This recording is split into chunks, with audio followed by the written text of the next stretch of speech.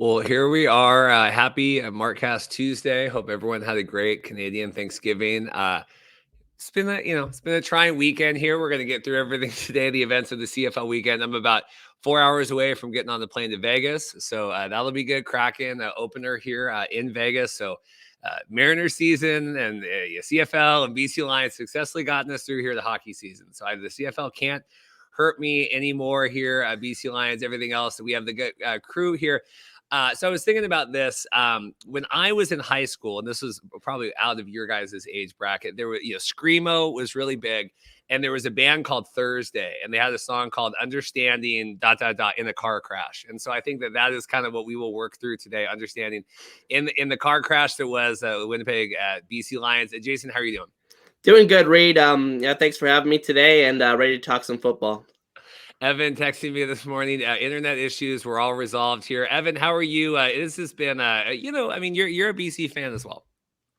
Yeah, obviously we'll get into the thick of it soon, but very unfortunate circumstance there, on Friday in the Winnipeg BC game. I think we can all agree that game, probably stands out more than any out of the slate this weekend. But we'll get into that.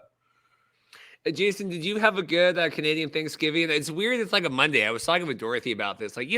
Most people, even if Thanksgiving's a Thursday, you take off Friday and you kind of have the long weekend. How is it here back up at it today? It was really good. It's weird. Some people have their dinner on the Sunday. That's what my family does. And then we just happen to get the Monday off. So, enjoyed the day off yesterday and watched a crappy CFL game. Well, you had the day off. So did I think the Ottawa Redblacks. I don't know if they were aware of this here. I was sitting there and because Sunday was really good football ride, and we had everything going on with the Cowboys, 49ers, and NFL. And kind of my favorite thing in the world is to watch Skip cry over the Cowboys and watch Stephen A. and kind of all that stuff. And I thought, well, I'll record the game, but I'm going to sit down. Let me sit down. I'm going to watch this Alouettes game, but let me kind of get through all of my morning talk shows. And I said, this isn't even, I'm so glad I didn't waste 3 hours of my life watching this. I watched the highlights and Sean and, getting his 100th sack and all that, but really crazy here. I know Redblacks, the season's basically done. Jason, were you surprised this was such an egg? Yeah, the last 2 weeks, really, they've just come out completely flat in this matchup. I thought that the first two games between the Alouettes and the Redblacks this season were very close. They lost by a combined 9 points, but to come out so flat the last couple of weeks, just very disheartening. You thought at the beginning of the season that this season may have been a little bit different for the Redblacks, but unfortunately, much the same. Yeah, here. So, their season was done and they were kind of already out of everything. And this just kind of cemented that, kind of pad Alouettes roster here. Evan, you were traveling and I saw a photo. You said they had the game on your plane. What was going on? Yeah, had a live TV on my plane, which I didn't expect, and they had CBS Sportsnet, so I got the Redblacks game. Of course, by the time we were in the air, the game was nearly over. But, overall, this one really not much to say. Ottawa just didn't really turn up, and unfortunately for them, while they obviously have some good players and they do have some momentum, this is definitely a team where you're looking at, possible big changes coming in the offseason. And again, there's a lot of people in that building that I respect, but ultimately, it's been a tough slide for Ottawa here. There was a time, I guess it's been a couple months now, which is saying a lot, but a couple months ago, there was a time where things, did look promising. There was a bit of momentum, but ultimately, this team right now only has 4 wins on the season.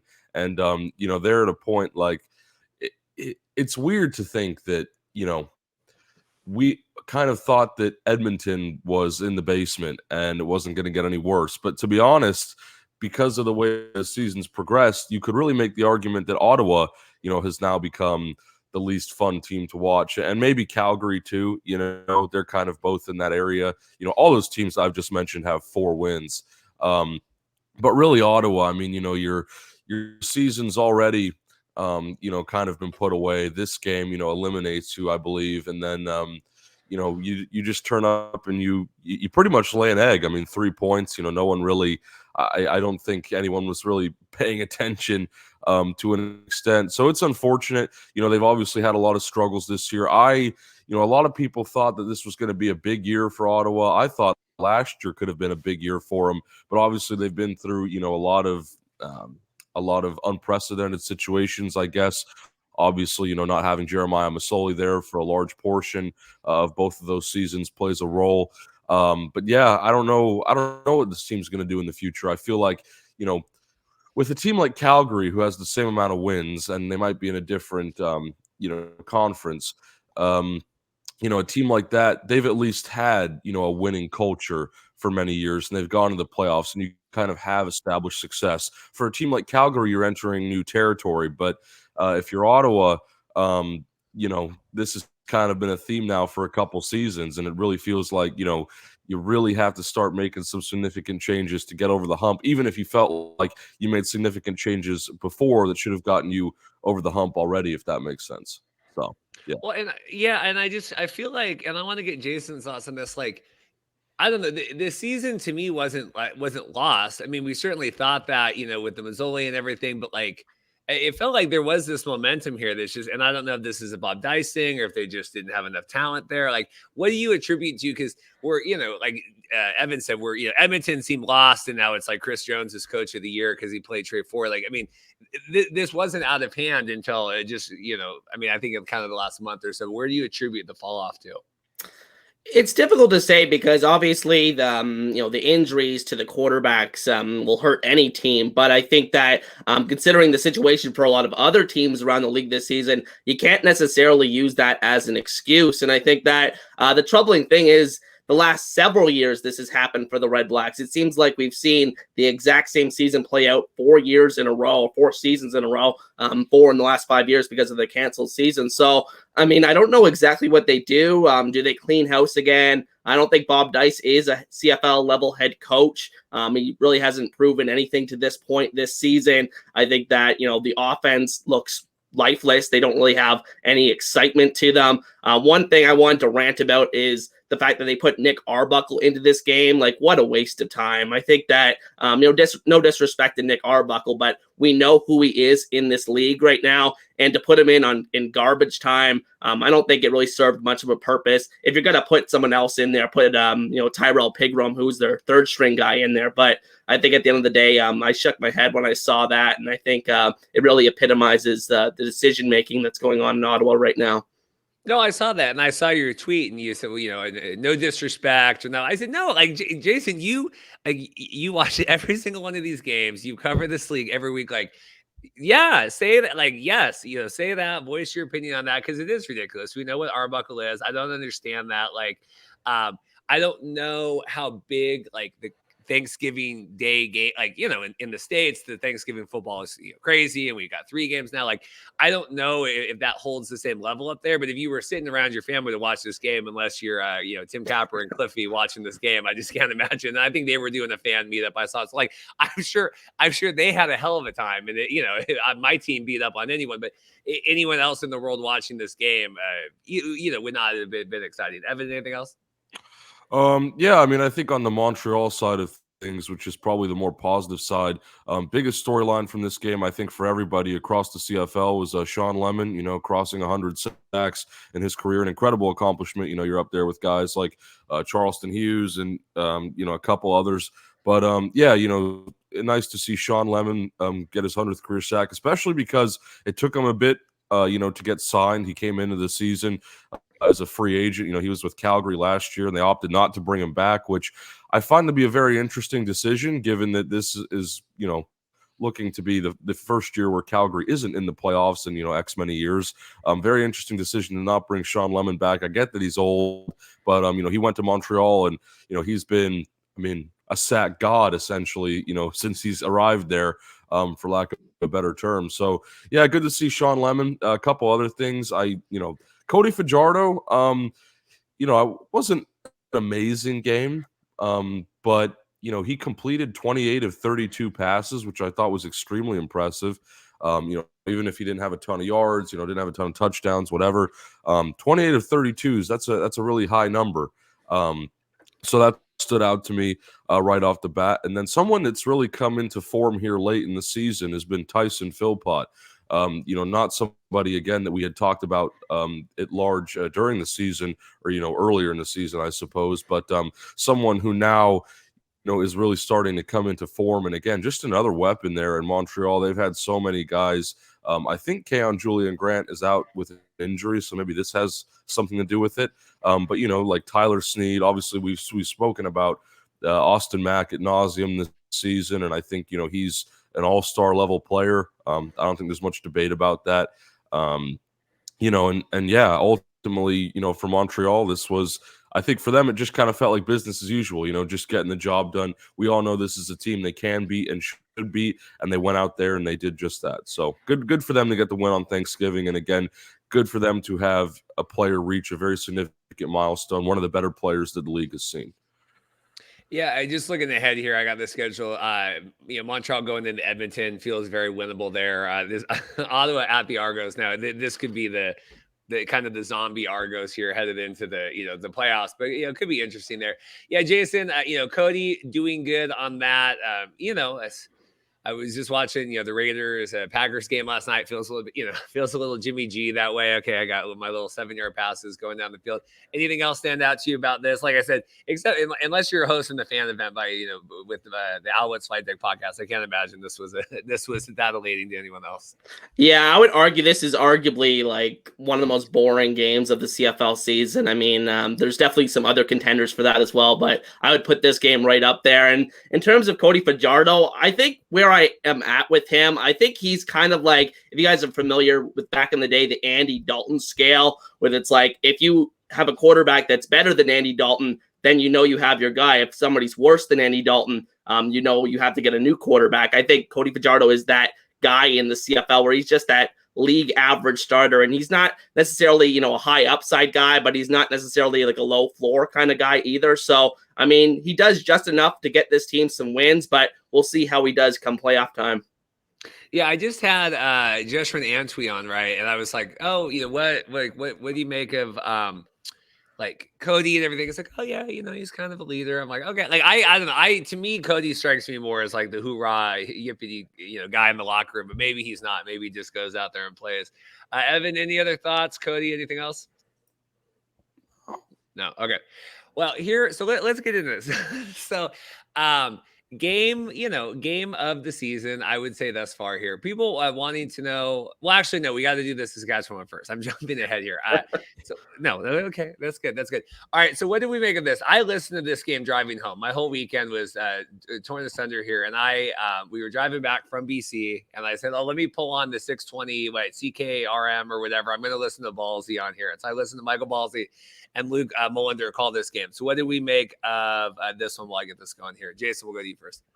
Well, I mean, first of all, from the Saskatchewan perspective, what a flat performance after, the emotion of the pregame ceremony with the George Reid, honoring of him. And I mean, I was just shocked that this team didn't come out with any, kind of fire. And I thought that, given the history of these two teams playing in this stadium, Hamilton had not won since the Roughriders opened the new stadium in, I think it was 2016. So, I mean, a historic win for the Ticats from that perspective. But, I mean, Saskatchewan, I was just so, flabbergasted with how they came out and played in this game. And then from the Hamilton perspective, Bo Levi Mitchell, I know he only threw 6 passes, and they took him out of the game for load management purposes. I guess it's because he suffered 2 major injuries already this year.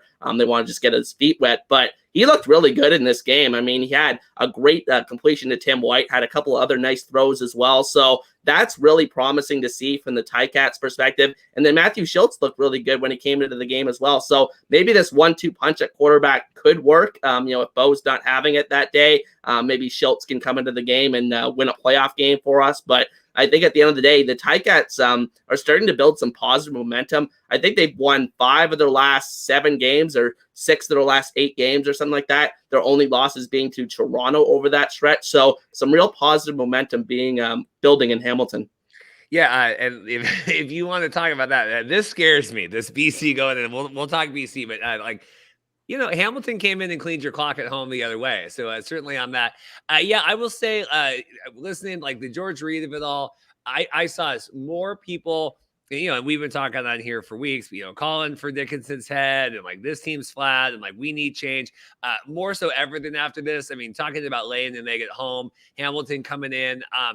I will say though, we give him crap, but I thought Michael Ball, I thought he was, I don't listen to like Sports Cage where he's probably doing a lot more controversial stuff, but like calling the game, I thought was fine. I like Luke. He's been on the show as well. So I think that it's a good situation there. I know we give Michael Ball a lot of crap on here, but I thought that at least for like the home team, if you're a Saskatchewan fan listening to that, Evan, did you catch any of this game? A bit, yeah. I mean, here's the thing for me. So I expected Hamilton to win this game, and I understand that there was a lot of emotion, surrounding Saskatchewan. Obviously, a lot of things, happening lately, a lot of things to be honored, etc.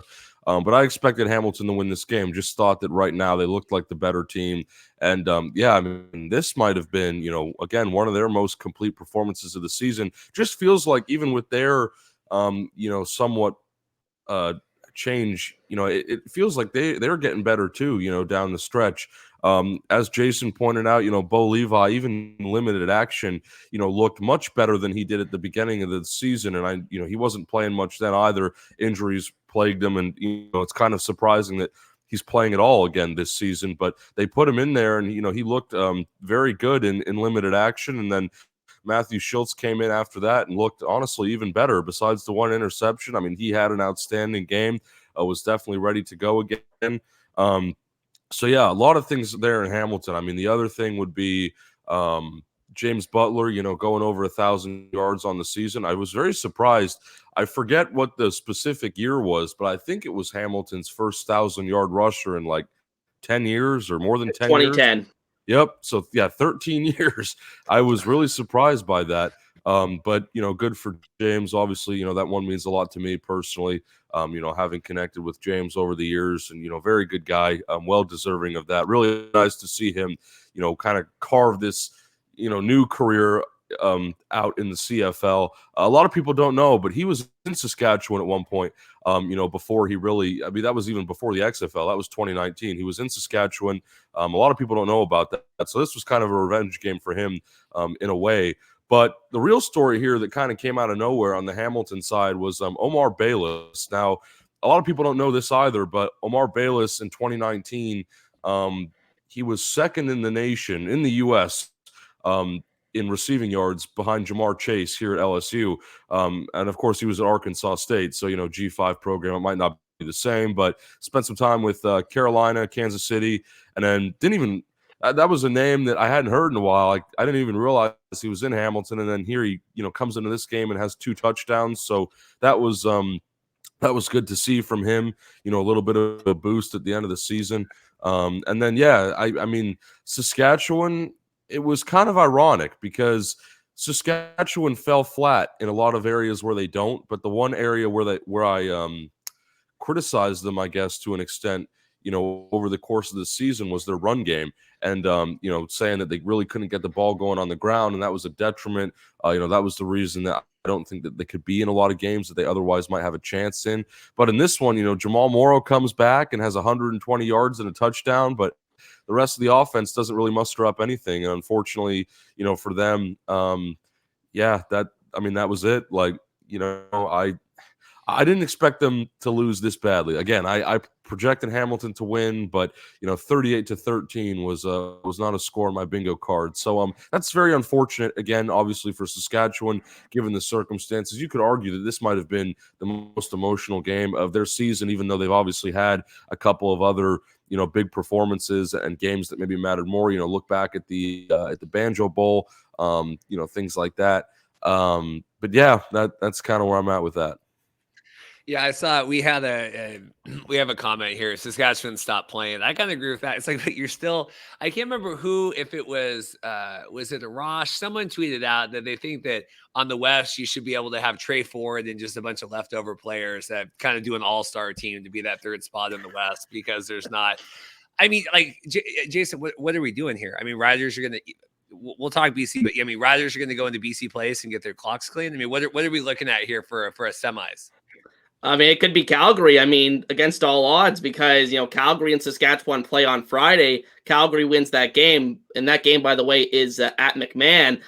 Calgary wins that game. They're only a game behind in the win column, but they're actually even in the loss column. And Calgary has 3 games left to play. Saskatchewan only has 2. So, I mean, it's very realistic that Calgary could end up getting that seed, that 3rd seed against all odds. But how do you have any confidence in either of these teams right now? This has to be the saddest playoff race I've ever seen since I've started watching the CFL.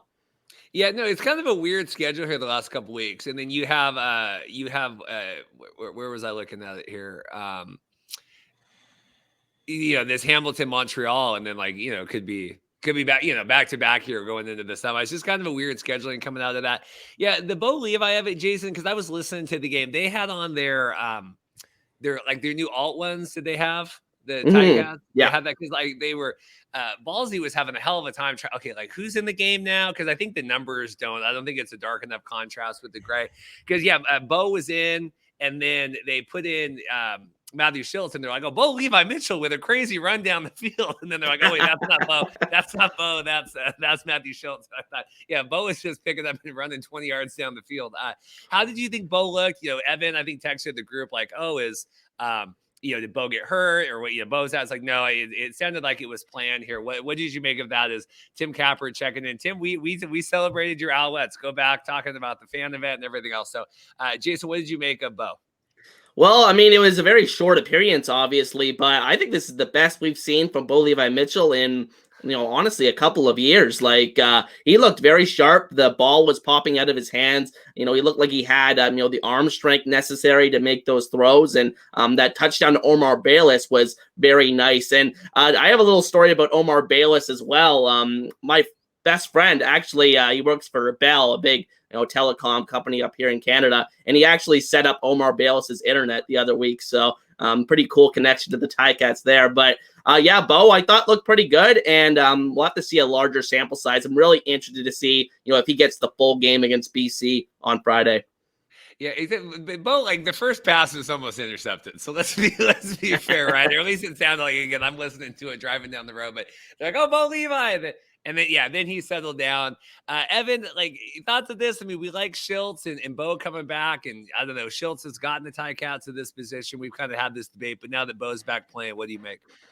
Yeah, well, it's interesting. Hamilton might be the only team in the CFL where they could be comfortable starting 3 different quarterbacks. Not a lot of teams have that luxury. I mean, even Toronto, Brian Scott, obviously we love him, but there's a bit of a question mark on that. Yeah, you've got Chad Kelly. Yeah, you've got Cameron Dukes. But, I mean, having 3 quarterbacks there in Hamilton that, could start, obviously Taylor Powell being the 3rd guy, that's a real luxury that you don't see very often, and not something that I really expected from a team like this. But again, that gives Hamilton a lot of options moving forward. And I know we talked last week about, is it good to kind of switch up the quarterback situation, or should they have just rolled with Powell? I was kind of on the side that they should have just rolled with Powell.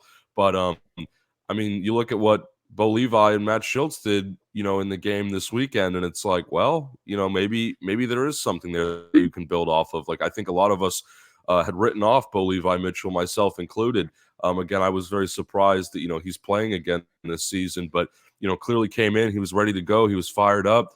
And, I don't know, again, he was on a snap count, right? It was limited. So, I don't know, is that an accurate projection of what he'd look like if you started him for a whole game? I don't know. I still feel like Schultz is a bit of a safer option right now because, he's been there for a bit. Going back to last year, he kind of knows things, and obviously we've seen him, in some capacity this season. Again, he got injured pretty early on too, but we know who Matt Schultz is. He played in Montreal for some time too. So I don't know. It'll be very interesting to see, how Hamilton kind of, uses that. Of course, in the past, you got to think, we're talking about one guy, but they've used 2 guys in the past, Jeremiah Masoli, Dane Evans. They've kind of bounced between the 2 at times, when they had both of those options. So that's kind of a new storyline that's opened up here for me as well. Definitely interested to see over the course of the next couple weeks, if you're Hamilton, maybe you I don't know if you're really at the point where you feel comfortable experimenting or if you just want to go off the momentum. But, definitely maybe some decisions to be made there. We will see. Yeah, Jason, I think I think Blake, right? Your NFL co-host here. Feel bad for your Ticats because they're going to lose by 20 plus points. Here we're a little bit of crap talking. Jason, anything else? This one, the Schultz of it all. I mean, you're the Ticats guy. Like, I feel pretty good right now. Yeah, for sure. I mean, and another big development, I think, is the defense is starting to play a lot better. I mean, this was probably the worst defense in the CFL the first half of the season, but they've changed some stuff up. I think, they've maybe changed some stuff up scheme-wise, and I think they're starting to look really good on that side of the ball. Jagarrett Davis, against all odds, has came back, after that voided trade with Calgary earlier this season. I think he had a partially torn meniscus, so he rehabbed that, game back on the field with the Ticats, and I think he's playing his ass off out there, even though he doesn't have a sack yet this season. I mean, I think he's really making an impact the last couple of weeks, getting a lot of pressure on the quarterback. So I think the defense is another positive sign for the Ticats. Still kind of getting ready for the buzzsaw here. That is the Argos, but could be interesting. I mean, I think whatever happens, this East semi has to be more exciting than whatever is going to go on in the West. I mean, it's just really disappointing. Jason, are you? I don't know, given the expectations that we were at the beginning of the season, are we good sitting at third here with a chance to get in? Yeah, I guess I'm kind of relieved how this season's turned out, because it certainly could have been worse. I think that one point 0-3 to start the season, so we finally this week just got back to 500 for the first time this season. Big chance this week to potentially finish the season strong and get a winning record. So I think at the end of the day, it's going to come down to if they can beat Montreal on the road. That's going to be a tough task. Montreal's kind of owned the Ticats recently, so I'm very interested to see how that game plays out. And like you said, it's going to be much more interesting than what's going to happen out West. But I think at the end of the day, it's going to be interesting. So they have a week 20 bye? Huh. Yeah, and Montreal as well. So nothing like the double buys in the 9-team league. Evan, anything else at this one? We'll get to BC Winnipeg. I don't think so. Although, I mean, I do find it interesting how, the last thing I'll add, I guess, is, Hamilton started 0-3, and it seems like they do that every year. They kind of put themselves in a hole and they climb back out. And this season, I didn't think they do it. I didn't think that they had, the capacity to do it. But as Jason's pointed out, they've changed a couple things, made some adjustments, and now this team really does look like a proper playoff team. Again, we'll see, going into Montreal, whatever, how that turns out. But I feel like they have a good chance. I'm kind of pulling for Hamilton here late in the season. Yeah, and I don't know. I mean, I think Orlando probably protects his job here. He's like, you're just kind of good enough. And I think a lot of the NFL teams kind of get away with that too, where there's really only so many contenders and like, well, we were good enough. Like I was watching that, was it the Ravens Steelers game over the weekend, and they were showing Harbaugh and Tomlin sitting there talking. I'm like, you guys have both just kind of wallowed in like, yeah, we're just good enough here for the last. I know Harbaugh's a great coach, but you know what I mean? Like, the Steelers have had a winning record for the last 15 years or whatever under Mike Tomlin. Like, okay, like that's cool. So, anyway, so let's get to this, and I want to get your guys' thoughts because then I'll get into whatever. But driving up, going up to Vancouver, people always like, well, why didn't you go up here more often? Like, we left at 2:40. We drove directly to our hotel and checked in at 6:45. So 4-hour drive. Like, it's not as easy as people like ran across the street and got to the game about 7:05. So missed the first drive with all of that. But and then traffic coming home Saturday, trying to get through the border with the Canadian holiday and then everything else. Like really, really crazy. Ended up having to go sneak through the duty-free shop and buy vodka so that we could cut the line. Quite a memorable weekend for lots of different reasons. But I'll defer to you guys first. Jason, what did we make of this game of the season and just kind of overall thoughts, and then we'll get into the minutia. Yeah, it's weird because I thought that BC was probably the better team for a large portion of this game. But, Winnipeg just showed the heart of a champion down the stretch, and, BC just showed that they were not ready for the moment when it came down. Winnipeg was able to put things together and, They had like this one play, Farhan was talking about on the broadcast, where they would fake it to Oliveira and then throw a quick pass out to the flat, and BC just had no answer for that play. They would run it over and over and over again. So, I mean, I don't think BC made the adjustments on the defensive side late in the game, and the offense just stalled completely in the second half. Yeah, I don't know. It really felt like BC owned it for a long time. Evan, thoughts on this? Yeah, there's a lot. There's a lot. I mean, first of all, just the stakes in this game can't be overlooked. I mean, this was, we talked about this from week one. Like there was going to be a scenario like this at some point in the season where someone really had to make the statement and someone really had to take control or take advantage of the situation to really, come out as the dominant team. And BC, they were so close. They were so close, but it was just these one or two little things, and that's, if that ends up, if it really ends up being their season, which again, right now, this is the regular season game. Yes, the stakes were still high, but you're not eliminated from anything. You still have some football to play. There's still some things to build off of. So it's not over, but we all know how this makes things look in terms of standings and, playoff seeding, everything like that. This was supposed to be BC's game, and they, I mean, you were the one that was there in person, Reid, but from what it sounded like and from what I heard and everything like that, from what I saw, I guess, it looked like a very good turnout. People understood the significance of this game, and I'm sure there might have been a decent amount of Winnipeg fans there too, given, again, it goes both ways. But, man, where do I even begin? It's, I could talk about the botched third down call, which, that's, very controversial, right? We see that happen in the NFL, I think, a lot now where, I guess you'd say ref interference maybe plays a role. Me personally, I don't like to blame any game on the ref. I feel like if you're going to put an entire game on one decision that could have gone either way, the reality is the team probably could have done more to begin with, and I feel like BC was in that position. Like they could have, capitalized on more, especially in the second half. I kind of felt like they came out and, maybe they just got too comfortable. They kind of thought they had things in the bag, but Winnipeg is not the team that you want to get comfortable against. That's for sure, and that really showed. That last play, I don't know who the receiver was, but when they were running, obviously, Dominic, yeah. Yep, Rhymes, yeah. Very interesting decision to not, go down and just clock it and, take a field goal, and then that's it, right? Because they had it. Like it was, I go back and I look at that play, and obviously, the smart decision is to, take a knee or, just slide and then, take the field goal. And I know you were very vocal about that, Reid, but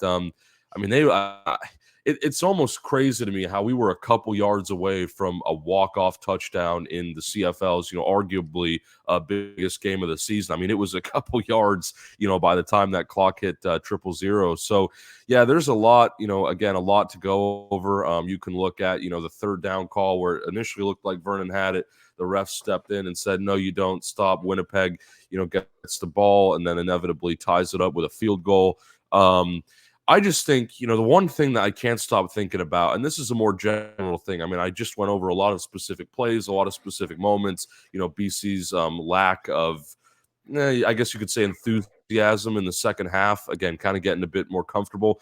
Put all that aside, I think the one thing here, that really stands out, and I brought it up, I think, on the show last week, if I recall correctly, but, BC with, I don't know how many, it looks like, less than 50 yards rushing. I don't know, like, where's the ground game? This is a game where, again, I was saying you really want to establish, another element to your offense. Yes, I get Vernon can throw. He had another 350-yard passing game with a passing touchdown. He can move the ball. We get that. There's no need to prove that anymore. But I'm looking, it's like Taquan Mizell, 6 carries for 23 yards, and you're averaging, less than 4 every time you touch the ball. That's not going to cut it the game of the year. And I've been saying about that with certain teams, BC, Saskatchewan.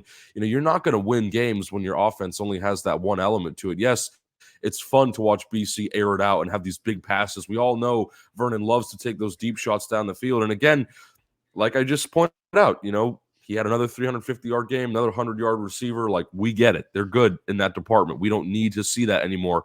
But what I really needed to see was a bit more of the ground game. And I'm not asking for much. I don't need Mizell to go off and have, 100 yards. And I get that they have a very pass-focused offensive strategy, which you might want to have in the CFL compared to anywhere else. But you just got to have a bit more than that. You got to have a bit more than that in a game that's so important. And then you go to Winnipeg, where if you look at their run game, like Brady Oliveira had a slower day by his standards, but still had 67 yards and a touchdown and averaged over 6 yards a carry, which is extremely efficient. And that goes without saying. Even their second rusher, Dakota Prukop, who's a quarterback, had 5.6 yards per carry and was very efficient with limited work. So I think that's the main thing for me above all is, I'm not going to say that the reason that BC couldn't run the ball was the sole reason that they lost this game, but, this was really an opportunity for them to show another part of their offense and give fans more confidence in that area, but they didn't. And you could definitely contribute that to, I think, a reason as to why they were unable to finish this game. Yeah, it was interesting. So, good crowd, not great crowd. I think I saw the attendance was like 24,000. Good. BC place is just, enormous. They're going in. We were looking at the capacity there, but it was interesting. Matt Baker had gotten us tickets and, great seats, and we're 50-yard line. It was awesome. And kind of in our section, it felt to me like there was a mix, right? You had kind of like the old school CFL guys, and there was a guy there with his dad that I was kind of like describing the plays. I don't know if he was kind of hard of seeing or whatever, kind of, you could tell like kind of lifelong season ticket holders. And then the people on the other side of us, I think, had won tickets in a giveaway. And so they were like, oh yeah, we went to the CFL a couple years ago, or we haven't been forever. Like, okay, is this a playoff game? Like, what's going on? Like, I think there was a lot of, I think Baker and the BC team had done a good job trying to get the word out of how important this game was, if that makes sense. Because even after the game, we were talking with people at the restaurant. They're like, oh, is BC out now? Like, what's going on? It's like, well, no, but this was, kind of the season because we wanted the home field advantage, all that stuff. Great game. Like you said, felt like BC really keeping Winnipeg, limiting the damage early on, right? If we're looking at the points here, second half, Vernon kind of disappeared on that. But yeah, there were the two things that stood out to me was obviously, and if I'm remembering, it was the second, and this is from the game last night, but it brings up my point. When Vernon was rushing, I think it was the second down, right, Jason? And then the third down, we got stopped, and Vernon clearly, I went back and looked at the, even just like on my phone, whatever, clearly gets the first down.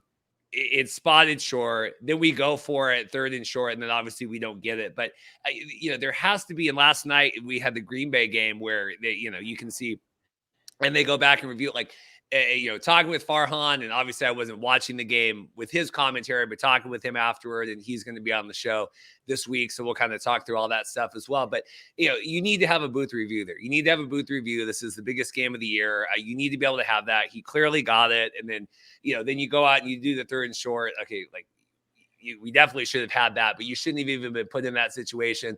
And then the Dominic Rhymes thing of it all, like, you have to know the rules. You have to know the rules. You have to know that you can get down. And it felt to me, it was earlier this year, was like the Edmonton game where they gave up the rouge or whatever, and they didn't know. Like, I can't even remember, one of the receivers. Like, you have to know that you need to go down there, and you need to have your coaches need to tell you. And I don't know if that's on Rick or what, but like, if you catch the ball, you need to go down, because it was a chip shot field goal at that point. Sean Wyatt had been automatic all day. Like, I don't understand what the deal was there and why he. I mean, to me, that's the game. And then you go into overtime, and Winnipeg comes out. I think I saw the stat where Mike O'Shea's, they've opted to take the ball first, like, whatever, and they're 5-1 in terms of overtime of taking the game. Rick Campbell, we defer. They get the 8. We don't get anything. And it just, we're sitting there in the stands, and we're like, this game should have been over 20 minutes ago. I mean, it was really frustrating. Jason, what did you make of that? Because, like, the Rhymes not going down, I mean, yes, there's a million things to go into it, but I mean, that really did cost the game. Yeah, for sure. And I mean, at the end of the day, I mean, somebody deserves blame for that, whether that's, the coaching staff or not, insisting that if this happens, that this very scenario happens, you have to get down, and because there's likely going to be time left on the clock, because any other scenario, the receiver is going to be trying to get as many yards as possible. But yeah, you need to know the time, the situation of the game, the magnitude of the situation, and Rhymes just simply kind of had a brain fart in that situation, ran out the rest of the clock, and then in overtime, the exact same fate that the Lions suffered was actually what Hamilton suffered against the Bombers in the Grey Cup, when Winnipeg got the ball first, scored the touchdown plus the 2-point conversion, and then Hamilton had the interception right away on their first possession of overtime. So I mean, not necessarily surprised. I think that it's interesting with the strategy that teams deploy in terms of the overtime rules. Like they always tend to try to defer to the second possession, but it happens to, like you said, I think that most of the time the team that gets the ball first actually ends up winning. So it's kind of weird how the strategy's kind of been different with that, but I think at the end of the day, just a missed opportunity for BC. Yeah, because I get that. Like, okay, let's see what they do. And then, like, we know, right? Like, hey, we got to score here. But yeah, I think the other way, I think going out as the aggressor, BC's defense is gassed at that point. Like, let's give them a few minutes to kind of regroup there. It was a couple weeks ago, and it was the Chiefs and Jets game where Mahomes, got the first down, slid short of the goal line, and they were able to run the clock out. And that Emmanuel Ocho, whatever, was like, I can't, like, he's like, Patrick Mahomes is so smart, like knowing that. I'm like, top 5 paid quarterback in the world knows the rule of his sport. Like this should not be this should be the rule, not the exception. But like, here you go. You have to know the rules. You have to know how it works. And I would not, I don't know how a locker room reacts to that, right? Like, do you give Rhymes a pass, or do you not say anything? Like, I don't, do you hold that against him? I don't know, but I do feel like that was the season. I don't see BC going in and winning. We have a lot of comments here talking about, Winnipeg running the ball in the cold. And it was so frustrating because I know it wasn't the season, but it really felt like the season. Evan? Yeah, I mean, I think you said it perfectly. There is still a lot of football left, and anything can happen. I know BC's hungry, and I know like they've been handed, like Winnipeg, kind of owns them in terms of, they've been making all this progress the past couple seasons, but like even last year, like, you look at what happened, like Rourke comes back, everything looks good, and then, they still get beat, and that was because they were in Winnipeg. I think you can contribute a large portion of, again, Winnipeg winning just because they have that home field advantage. It really is, that big of a deal. And especially, BC has struggled on the road this season at times. We know that. We've talked about it before. So yeah, we'll see what happens. I don't want to count BC out yet. I really don't. I feel like they can finish out the season strong, and they will ride into Winnipeg with momentum. But it's still going to be a really big challenge to go into Winnipeg with that team. And we just know how, poised and calm and collected that team is. I mean, they really are the Chiefs of the CFL. I mean, yes, there's only 9 CFL teams, 32 NFL teams, but I think if you can, draw a somewhat direct comparison, Bombers are Chiefs in the sense that they have a veteran quarterback who just knows and can just get the job done. Like the second that game went to overtime, and again, a couple of things that we talked about here, that would have led to a BC win, and they wouldn't have had to go in overtime, whatever. You can't change the past. But the second that game went into overtime, I knew, and Winnipeg gets the ball, and I'm like, yeah, like it's time to turn the TV off. And I did watch. I mean, I watched the rest of the game, but I knew, like it's sometimes it's too hard to overcome. And like you pointed out, defense is gas. Like if anything, you should be getting the ball, on offense. If you want to win, to try and make a statement. I understand that, that might not always be the mentality, but I don't know, against Winnipeg, like giving the ball back to them right away, I'm like, no, like you can't be doing that. And they went down there and, scored no problem, got the 2-point conversion, and that was all she wrote. So yeah, it's tough. If you're BC, this is, I don't know how you feel. I mean, this was kind of one of those games where, you had prepared for it kind of all season. And it's tough too, because there was a time where, BC flattened Winnipeg, And that game happened obviously a lot earlier in the season. But if you're a BC fan, you almost wish that those two games could be flipped. You know what I mean? And that game could have happened now, where they just go out there and, you know, drop 50 or whatever. And, you know, you don't even have to worry about all these weird overtime scenarios and, you know, third downs and getting the ball back and all that stuff. Just really, really tough for a team like the Lions. And, you know, I mean, I don't want to call you out, Jason, but I know like your NFL team is the Buffalo Bills. And the Bills, I think, are in a situation now in the NFL where, you know, I mean, I almost felt like it last year, but definitely this year more than any, where, you know, it's kind of that make or break season. You've been gaining momentum for a long time. You're on the brink of a Super Bowl. You know, you have the talent that you can do it, or in this case, Grey Cup with the Lions is the comparison I'm drawing. You're on the brink of a championship, but there's always one or two things in the way that you just can't seem to overcome for one reason or another. And, you know, the Lions, as much as I want to, you know, root for them and will continue to do so, I still like the team. I still like what they have. I've been a strong supporter of what they've been doing. Obviously, still a couple areas that they could improve in, as many other teams could. Every team really could do that. But my point being, you know, they just, I don't know, like if they can't get over the hump this year, you know, are they going to have that again next year? Are they going to be able to do the same things? I know, like Buffalo, the team that I'm comparing this to, they have been able to do that, you know, year after year after year, win multiple games, go to the playoffs, be in that same position. But I don't know. I feel like, you know, it gets to a point where you really are at a crossroads. And even if you do have, you know, the same personnel and you are able to carry that into next season, you know, you just kind of lose a lot of mental focus. I think you have to keep telling yourself, like, okay, like, you know, we have to get over this. And I know, like, there's just so many times where it's like you work, and I see it too much where a team, you know, works for something the whole season. And yes, every game matters, but some are going to matter more than others. And then, you know, they end up with the same result time after time after time. And it's just like, how many years, you know, can you put in all that work just to get defeated in such a key moment, and then it doesn't amount to anything? So I know that sounds very grim. I don't want to make this sound, you know, sad or, you know, whatever, but that's the reality sometimes in football. You know, like teams just know other teams better, and, you know, there's a lot of good teams, but some of them, you know, might just never reach that mountain peak. And that's I almost, you know, it's a great debate. It's almost, you know, would you rather have a losing season and just kind of build from scratch, or would you rather, you know, have all this momentum and get really excited only to, you know, kind of have a knife, you know, jabbed into your heart at the end of the season?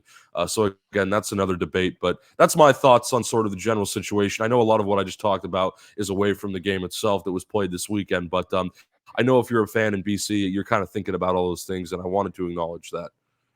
No, I think this is the window. I mean, that's like I said, we were talking, and I've talked to, you know, BC people, and obviously kind of on and off air, but it feels like this is the window right now. You know, you kind of have this, and you know, talking like you said, going into the overtime and everything. Like, you know, they call it like the big mo, right? Like the momentum. It just the second Vernon didn't get that spot, and I know it's all ticky tacky, but it's like, you know, if you're like, if I'm in an argument with Dorothy or something, and you say something and then it starts to spiral and you're like, no, I didn't mean that. And like, you know, you just feel like it gets out of hand, and like, you just wish you could like pause time, right? And rewind, just, oh, can we just get 6 seconds back here? Cause to me, like, you know, you have to play the perfect game or a perfect game to beat Winnipeg, right? Especially in these big, and we've seen Winnipeg drop a couple games this season, but like, you know, you can't. And to me, what's crazy is, you know, here, the sticking point we've had all year, like, is Vernon, you know, is Vernon the guy, or what's going to happen? Like, Vernon played awesome, right? Like, Vernon here and played, you know, a damn near perfect game against Winnipeg and their defense. And you saw, and not to go back to the Rhymes thing, but, you know, they cut to Vernon and you see him just like exacerbated because he did it, right? Like, it wasn't, you know, the spot was on him. You know, it was his time to shine, and he did it, and he got it. Like, there's nothing more Vernon can do in that point. And so to me, that was just amazing about that as well. Like, as many questions we've had about Vernon this year, he really shone to me in the biggest spotlight he's been in so far. And like, it still wasn't enough, if that makes sense. Jason, what do you have? Yeah, I mean, yeah, just to build off Evan's point, like the CFL is a very year-to-year league as it is. So, I mean, generally you don't see rosters, stay together all too long in the cores of rosters. Winnipeg's is, nearing the end as well. They got some really old players over there. So, I mean, it just so happens that BC and Winnipeg, they've kind of built up at the same time. And, you can only get so far if you can't beat the top teams in your own division. Talking about Hamilton, I mean, yeah, they've went on a hot streak recently, but can they beat Montreal and Toronto? They're a combined 0-6 versus those teams this season. So at the end of the day, especially in a league like the CFL, there's only one path to go to get to the Grey Cup. And if you can't beat those top teams, you're not going to go very far. Yeah, it's like they talk in Evan, we're talking about the Chiefs and all that. Like NFL, you're building teams specifically just to beat other teams, right? Because like no matter what happens, and I mean, shoot, we just saw that on Sunday with the Giants and 49ers. Like the Cowboys, or what did I say? The Cowboys and 49ers, like the Cowboys are built to beat the 49ers, right? And we saw what happened, and it's a good measuring stick of that. And we'll see. I'm going to Vegas tonight with the Kraken and the Golden Knights. Like, we'll see how we've done here in terms of that. But frustrating. I mean, obviously, like we said, the season isn't done yet, but it certainly feels like this was the time. And I just, like Evan said, kind of work in and get back to that point. Like, are you really doing that again? I don't know. Evan, anything else? I mean, if you want to talk about, I'll talk about Vernon specifically, real quick. The TSM panelists were saying that this was probably the biggest game of Vernon's career, and I definitely agree with that. Yeah. But I think we can all agree, like you said, Reid, Vernon did everything that he could. He could have, maybe another touchdown would have helped or whatever, but he did everything that he could with what he was given. Yes, it slowed down in the second half, whatever, but he really, went out there. And I mean, he could have, I think there was some concern that he could have just went out there and, laid an egg, would have not had the passing yards, would have turned the ball over a lot. I think that was a concern for a lot of people because, again, as I pointed out, Vernon is a very good quarterback, someone that I guess you could say is still in the MOP discussion, perhaps, maybe not with this loss. But again, with the way he played, he's still a good quarterback. It's just, sometimes we see him go on these, streaks. If one bad thing happens, then it all kind of unravels. And then that might have not made this game entertaining at all if things had gone in that direction. But Vernon, really, I feel like if you're a BC fan, again, obviously a lot of emotions right now. Your head's probably spinning. You're probably wondering, what to do. And, you're already kind of gearing up for, you're probably not even thinking about, the rest of the regular season. You're just like, I need to fast forward and just get into Winnipeg and see what happens to give me some closure, whether it's good or bad.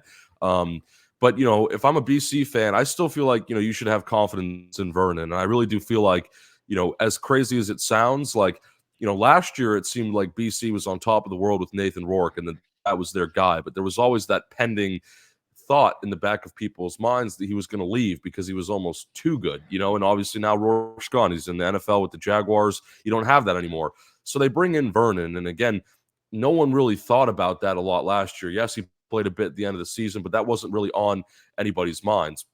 Now it looks like, because again, Vernon's playing well, but he's not somebody that you're going to lose. Vernon is becoming a CFL veteran at this point. That move to bring in Vernon by BC, might go down as one of the better moves in the CFL. I'm not going to measure it in terms of years, but just in recent memory, I think one of the better moves by a front office that they could have made, where it's like, okay, we know that our quarterback's likely going to leave. Who do we want to bring in? But it was also the timing of when they brought him in. They could have waited until the offseason, to go pursue somebody to bring in for 2023. But they made the move during 2022 to ensure that player would still be there, which in this case is Vernon, to get that early development and prepare him for a starting role, now, I guess.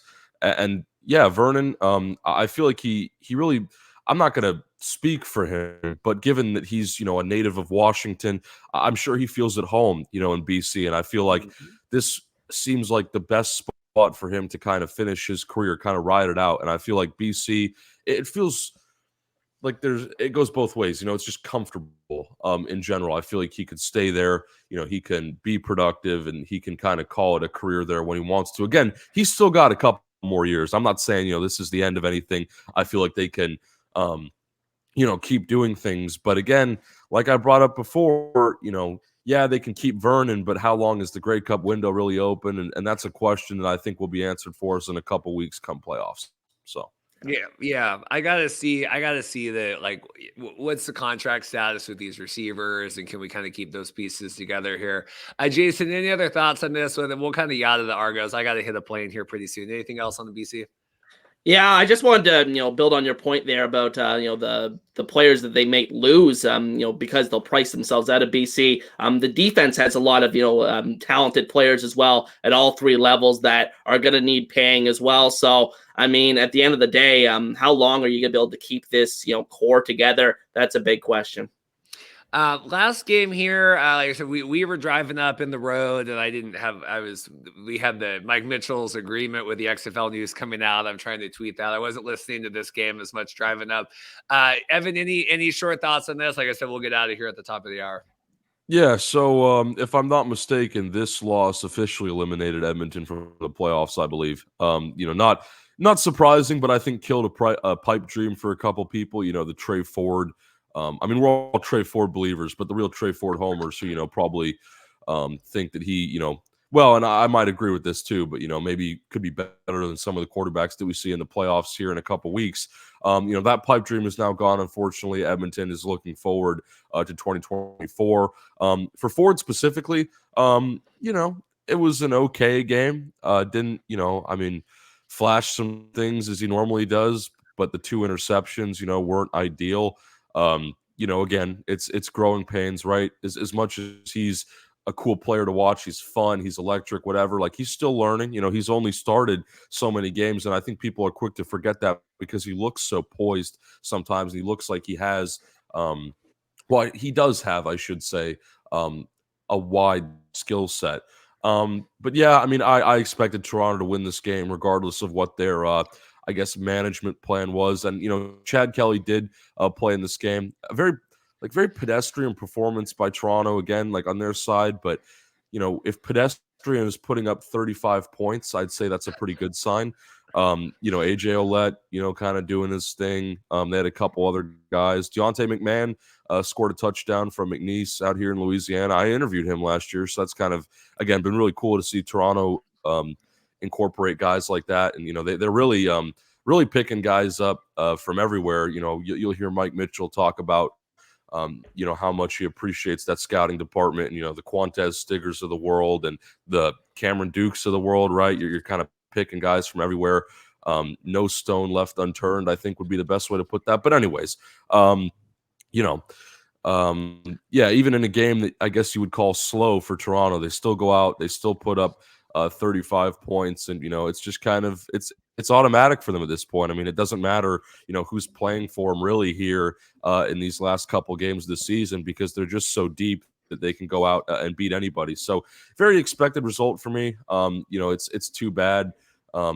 Maybe Edmonton could have tried to make a bit of a statement and kept the dream alive for another week. I don't know, that would have been fun, but it's a game, right? I think just given the severity of the other game, the Winnipeg BC game that we just talked about, I don't know how many people were actually paying attention to this one, unless you were an Edmonton or Toronto fan, obviously. But, decent game, I guess. Couple good players, is what it is. It was ultimately a blowout, I guess you'd call it. So, Jason, any quick thoughts on this one?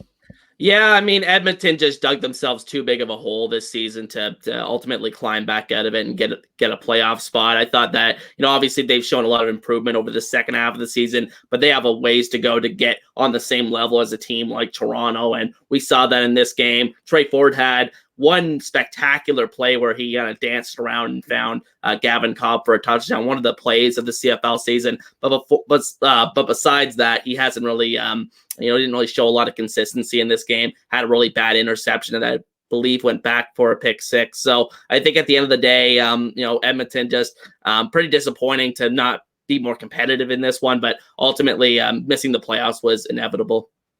But he's Canadian, Jason. We have that Canadian quarterback, Trey Ford, that make him die. Yeah, so we'll see. Interesting week. Like I said, Farhan's coming up this week, and then I'm going to have, I think, Greg Peach on the show as well, former CFLer. So it should be good. We'll figure out what's going on with the XFL stuff. Like I said, I'm getting ready to head to the airport. Pouring rain here. I think it's 90 degrees in Vegas, so should be quite the change here.